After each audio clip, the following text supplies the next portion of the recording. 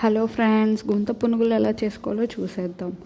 ఎప్పుడైనా గుంత పునుగులు చేసుకునేటప్పుడు ఈ రకంగా ట్రై చేయండి, చాలా బాగా వస్తాయి.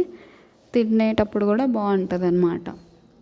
ముందుగా దోశ బ్యాటర్ తీసుకోవాలండి. కన్సిస్టెన్సీ చూసుకోవాలి, కొంచెం తిక్కుగా ఉండాలి. దోశ బ్యాటర్లా కాకుండా కొంచెం తిక్కుగా ఉంటే మనకి గుంత పునుగులు అనేవి బాగా వస్తాయి. ఉప్పు, ఇందులో కావాల్సిన ఇంగ్రీడియంట్స్ కొంచెం ఉప్పు వేసుకోవాలి.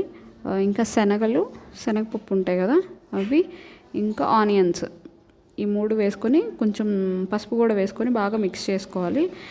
గుంత పునుగులది ఉంటుంది కదండి ప్యాన్, అది పెట్టుకోవాలి. స్టవ్ మీద పెట్టుకొని మనం ఇలా వీడియోలో చూపిస్తున్న విధంగా కొంచెం కొంచెం బ్యాటర్ వేసుకోవాలి. గుంత పునుగులు వేసేటప్పుడు కూడా హాఫ్కే వేయండి. హాఫ్ వేసినప్పుడు మనకి అది పొంగి ఫుల్గా వస్తుంది. మీరు ఆ హోల్లో మొత్తం వేసేస్తే ఫుల్గా అది ఇంకా పొంగి మనకి తిప్పేటప్పుడు ఇబ్బంది అయిపోతుంది అనమాట.